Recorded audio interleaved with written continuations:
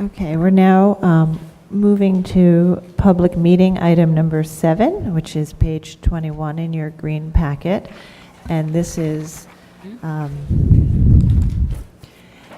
4 Bedford Street in the Greenwich Village Historic District Extension 2, docket number 15-1248, block 527, lot 2, an altered federal-style row house built in 1828 to 29, and this is an application to construct a new front facade, construct a rear yard addition, and a rooftop bulkhead, and replace windows. This was also read into the record on July 22nd and is being presented for the first time today.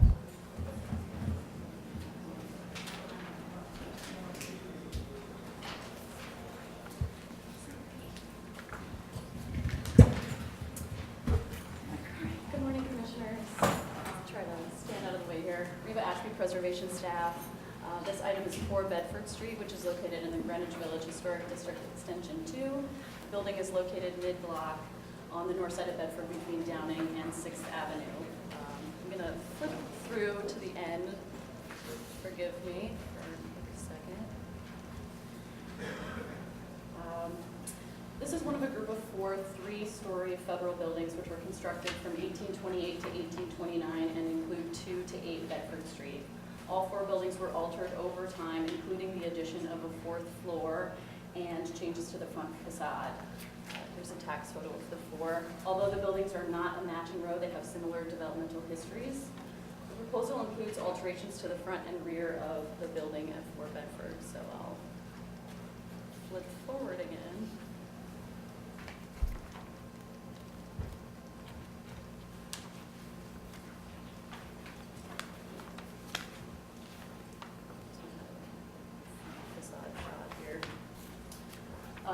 At the front, the proposal includes rebuilding the entire front facade due to its deteriorated condition. Some of the commissioners may recall that the commission approved the front facade at 6 Bedford, except for the stone base in 2011.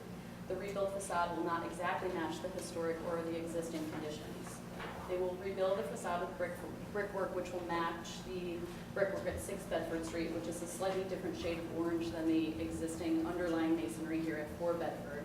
The height of the facade and the size and placement of the window openings will be adjusted to align with the conditions at 6 Bedford.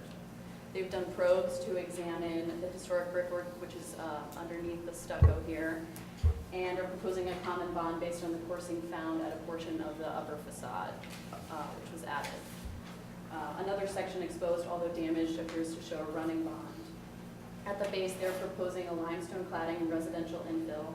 This does not match the existing historic, or the existing conditions, or any historic conditions that we know of at 4 Bedford, but the other buildings in the group had stonework in the early 20th century, and 2 of the buildings have stone or capstone currently. The proposal also includes removing the existing rear facade and constructing a full-height 4-story addition, which will not be visible from any public thoroughfare. And finally, at the roof, the proposal is to construct a stair bulkhead and install railings, which will be minimally visible from a distance. The architect, Carroll Smith, is here to answer questions and elaborate. Thank you, Reba. We're going to reopen. Second. Hi, my name is Harold Smith. I'm with Crown Design. I'm here to go over 4 Bedford with you today. Quickly, I'd like to introduce the building owner, Ms. Candace Dial, to discuss why she decided to purchase this property a year ago. I'm Candace Dial of Dial Compass. It's a company of 2 people. I started the company in '07 and I only build green. I also live in the neighborhood and I thought this was a great opportunity to enhance the neighborhood by making this a very green home, passive and laid. Thank you, Candace. This, Do you want me to pass these around? Sure. Okay. These are some of the projects we've done. Thank you. This project is currently registered as a LEED and passive house, and that is our goal, to have both of those certifications at the end of the project. As indicated, this building has gone through several changes over the course of its history. In 1830, approximately 1828, it was erected as a 3-story with a pitched roof. In 1870, a 4th story was added, and we believe Subsequent or during that alteration, stucco was added to the facade to unify the two levels. In 1901, the ground floor was turned into a storefront, and in the mid-1950s to 60s, this was converted back to residential. This building was originally built as and occupied as a single family in 1870, along with the adjacent buildings. This was converted to a multiple dwelling. Our intent is to convert this back to a single family residence. Here's a comparison between the work that the existing building at 6 Bedford and before the facade was renovated and the current condition. As Reba had mentioned, this was approved by Landmarks several years ago. They additionally added a rear addition that was approved under notice of review during the calendaring of this building. And during that period, they also excavated the cellar level down approximately 6 to 8 feet, and they have a lower rear patio in the rear. There were several issues created by the work at 6 Bedford, which has compromised our building at 4 Bedford. We have taken several measures to ensure that the damage that was sustained by 4 Bedford would not be transferred to the adjacent property at 2 Bedford through our alteration. And our structural engineer is here to answer any questions. But one of the main structural considerations for our alteration is to remove the existing building load from the 2 party walls that support the building and build an inboard system to transfer the weight. We had a geotechnical report done. It appears that 200 years ago, before this area was developed, there were rivers that ran through this area, and that we have about 6 feet under our current cellar level that is backfilled, and these buildings do not have footings. They just have bearing walls in really non-bearing soil. So 6 Bedford underpinned when they did their alteration and caused issues at 4 Bedford. We have probably about a 6-inch detachment, which I will show you, and several other structural issues that were created by this underpinning. We will not be underpinning 2 Bedford. We'll be stepping our foundation in as to not affect their building. On this, you can see that there was a steel channel installed as the building at 4 Bedford was structurally compromised during the renovation at 6. The rear yard, this is a photo from the rear yard, which you can see the existing building has shoring to prevent the rear yard from detaching from the building. This is the current condition of the roof, and you can see the stair bulkhead at the adjacent building at 6 Bedford. Here is the structural condition at 6 Bedford taken on the 2nd floor of 4 Bedford. We can see that there is substantial detachment here that has caused considerable issues with this building. Some additional photos. These probes were done several months ago to show the underlying brick. When we removed the stucco, the face of the brick came off. So it was determined that it would not be feasible to remove the stucco and keep the existing brick. Also, as I discussed, the detachment from 4 and 6 Bedford of our bearing wall. This photo shows the common bond coursing on the 4th floor, the addition floor. On the 1st floor, or actually above the 1st floor on the 2nd floor, we were not able to determine a bond pattern other than running. It appears that some of the bricks have sheared and then been later filled with mortar. The 1st floor, The non-historic brick infill that currently exists is shown in this photo. This is our zoning analysis showing that we're adding about 1.5 feet to the building height, the overall building height, to bring the cornice at 6 Bedford and 4 Bedford into alignment. Currently, they are, the 4 Bedford cornice aligns closer with 2 Bedford, but not exactly. Our building, or our lot, is split by 2 zoning districts. One that is subject to sliver law, so we are required to keep this rear portion of the building at the height of our lowest abutting neighbor. However, we've been able to mitigate the visual effect from the exterior using parapets which are allowed to exceed the height of the building. Doesn't the sliver law actually apply to the front as well? Well, the district, let's see, as you can see right here, our district does not, our divide does not affect the front of the building, and we have, using this analysis, it has been accepted by the Department of I Building. see, okay. And I think anyway you're within the height, probably. We are slightly, in this rear portion, we are aligning with the adjacent neighbor, the Okay. lowest abutting neighbor. Okay. This shows our proposed condition aligning at 6 Bedford. And we have a streetscape subsequently. This is our rear addition, and we've got some photos a little further on that will show it in relation to the adjacent building.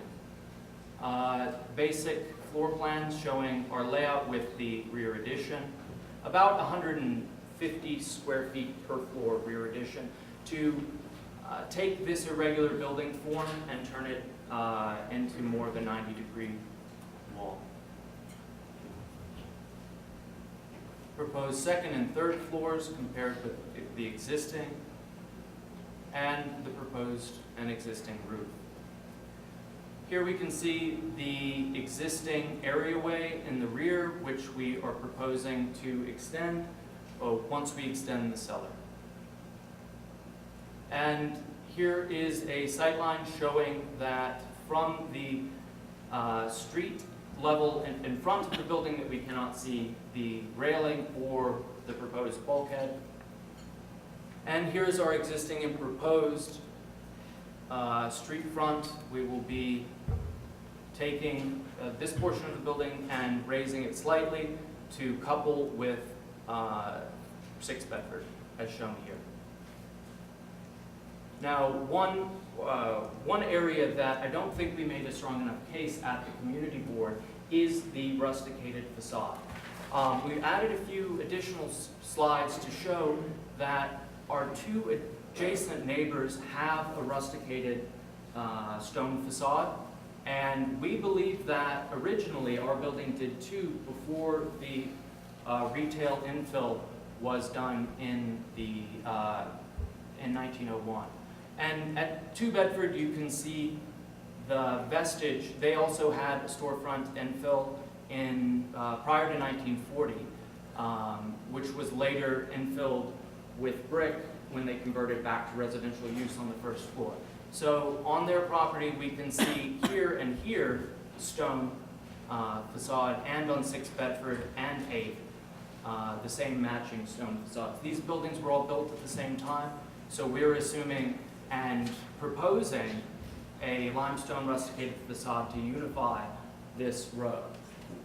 But are you wedded to that, having the rusticated facade at the lower level, or Excuse me? are you committed to that? In other words, would you be willing to change that in order to address perhaps commission concerns or I think community that we're- board's concerns? We are definitely open to Okay. that idea. I mean, one thing, and just an observation, is that when you start putting this limestone base, it starts reading as one building. And I know Bedford Street very well, and I think one of the charming parts of that street is that they all tend to be very individual, and they're a little bit mixed and a little eclectic, and I think that's kind of nice. So the uniformity which you are, I think, intending on doing, I think actually takes away from the character of Bedford Street. So maybe you Okay. want to think of just using some other material, some other colors or something, so it doesn't start reading as one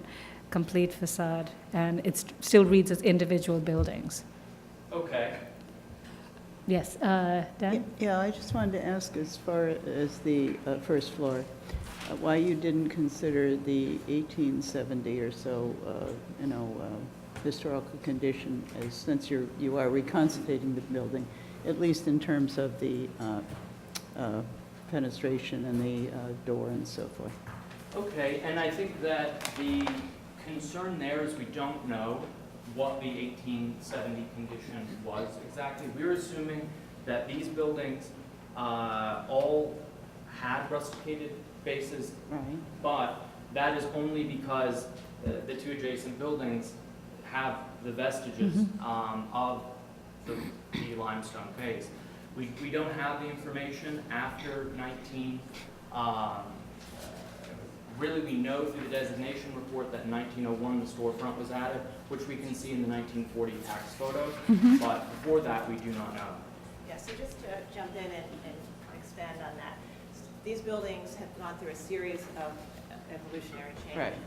They were originally built in 1828 as federal-style Right. buildings, and In the fourth floor. had a resident, right, and a pitched roof, and the top floor was raised on all of them. And at some point in the maybe possibly late 19th century, but probably early 20th century, the bases have all been altered. 3 of the 4 houses had historically storefronts at one time. 1 did not. So, and on number 6, that cast stone base was in place at the tax photo and at the designation photo. The proposal to reconstruct the facade was for the brick portion above. The stone base was just stripped and maintained, but those are all representations of layers of change that have happened over time, probably early 20th century, but we don't have actual documentation of change. Okay. Yes, Yes, I would say that, if we were looking at one brownstone or one apartment house apartment building, between others that were historic and we knew that they had their historic fronts, then I think I would be more interested in saying copy it because it's good. And we know that those are original. But I think that because we're not really sure about any of it, as you pointed out, that you could go in another direction, and maybe it is looking at other buildings in the neighborhood of this age and this type, and looking and borrowing from that. I don't feel, I agree with the chair that you're not really wedded, or you shouldn't be really wedded to those two beside you. Okay, and I think that what we see in a lot of these areas is this infill, just a standard brick infill. So potentially, we would be considering an infill similar to what is existing, using standard, using brick to match the coursing that we're proposing above. but you'd still differentiate the base from the floors above. And here is some drawings showing these limestone bases across this row at 8, 6, 4, and 2. Again, as we discussed, this is infill, which we can see in the later tax photos was a storefront, and here also.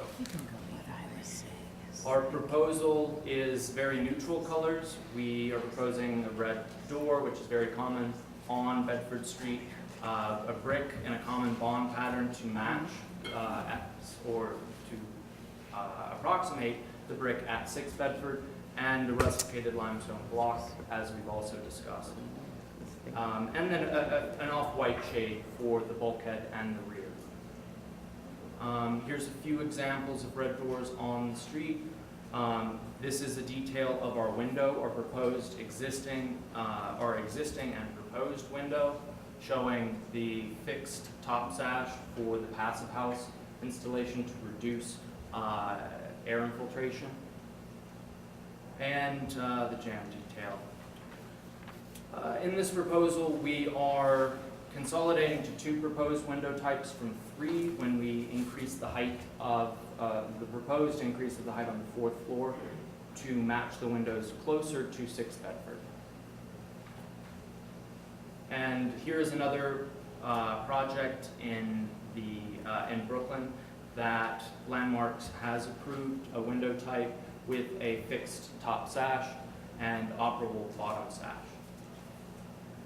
On the roof, this is our mock-up and a rendering of what our proposal entails, very standard rooftop addition. We have some screening at the front for our mechanical equipment and a simple railing with about 6 to 7 feet setback.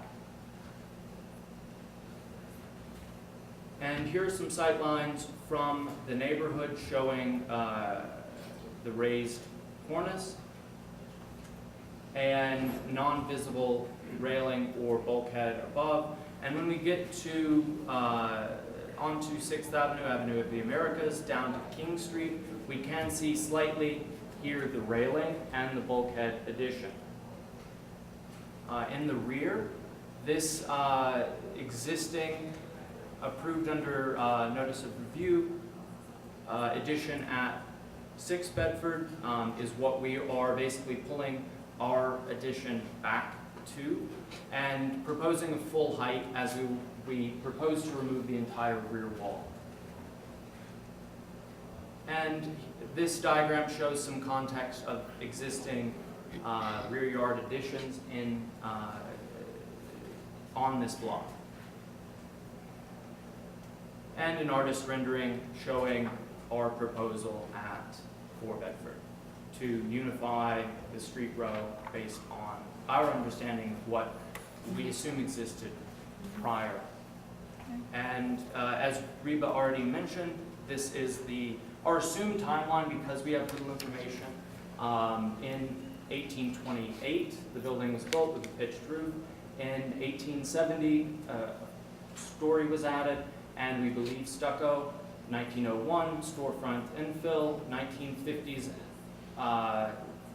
or beyond, the first floor was converted back to residential and infill, and our proposed elevation. And here are some tax photos that we've added showing in the 1940s what the adjacent buildings look like. Here we can see the infill, the retail storefront infill at 2 Bedford. This is 6 Bedford, or sorry, this is 4 Bedford with the retail infill, and 6 Bedford with the rusticated facade. And we can see the rustication on 2 at that point. Okay. Are there questions for the applicant? Any questions?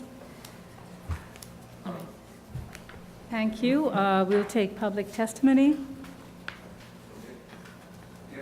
I'm sorry, are you not allowed to ask any questions? You know, the public is not allowed to ask any questions of the applicant. Right, we'll take public testimony. Kelly Carroll?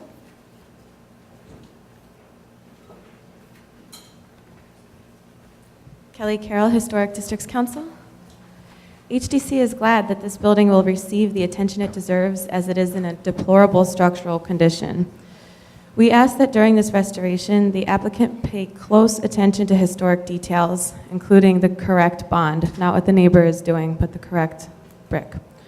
And also to restore the base to possibly a different material. It was noted by a committee member that marble has been found on the block and is dating to this era. Thank you.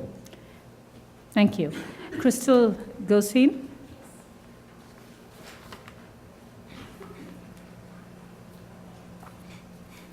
Crystal Gosine from LPE Engineering.